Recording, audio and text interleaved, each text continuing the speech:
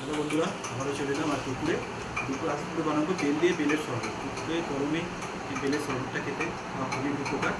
তো ছোটো বন্ধুরা কী করে বানিয়ে দেখে নিই। তো বেলের শরবত করার জন্য বেলটাকে ফাটিয়ে নেবো, একটু ফাটিয়ে নিয়েছি। এবার এই ভিতর থেকে শাঁসটা বার করে নেবো। এবার পুরো এটাই দিয়ে বার করে নেবো পুরোটা।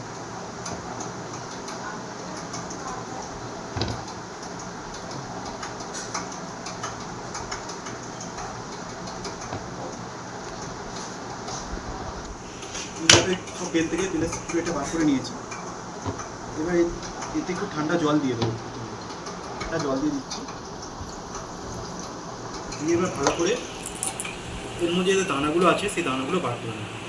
যে দানাগুলো সব বার করে নেবো ভালো করে নিতে।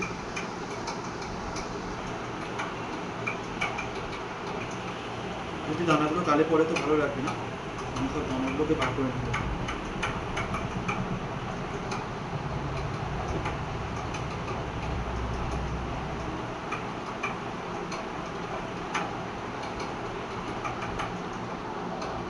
এটা দিয়ে এটা পুরোকে ছিটে নেব।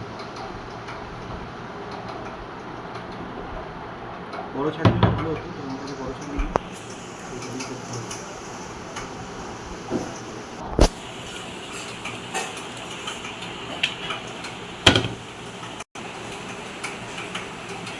এটা ভালো করে আমি সব দানা বার করে নিলাম।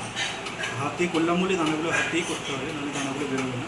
ভালো করে করতে আমি দানাগুলো বার করে নিয়েছি। দানাগুলো যদি না বার করি তো খাওয়ার সময় গালে করলে ভালো লাগবে। এবার এর মধ্যে আমি দিয়ে দেবো আর একটু ঠান্ডা জল দিয়ে দেবো। লেবুটা দিতেই হবে, গরমে লেবু খাওয়া খুবই ভালো। বেল তো একটু উপকারী জিনিস, একটু লেবু দিয়ে দিলাম, লেবু রস। টক দই ছাটানো আছে, টক দইটা দিয়ে দেবো। টক দইটা অপশনাল, তোমরা দিতেও পারো না দিতেও পারো।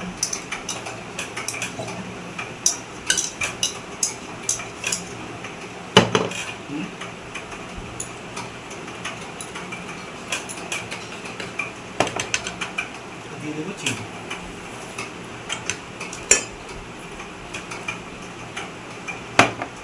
তো এটা ভালো করে আমি ফেটিয়ে নেবো।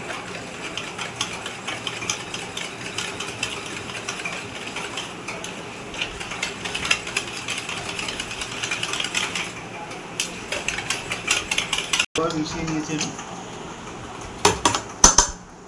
এবার আমি গ্যাসে ঢেলে দেবো।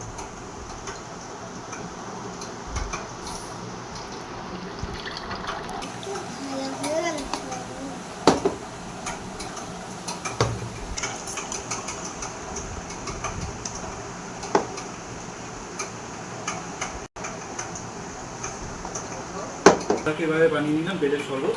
ঠান্ডা একটু গরমে একটু উপকারী একটা জিনিস, তোমরা বাড়িতে এইভাবে ট্রাই করো, খেতে খুব ভালো লাগবে। গরমে এটা খাওয়া সত্যি খুব উপকারী। দেখাবো অন্য কোনো ব্লগে, আজকের মতো দেখা।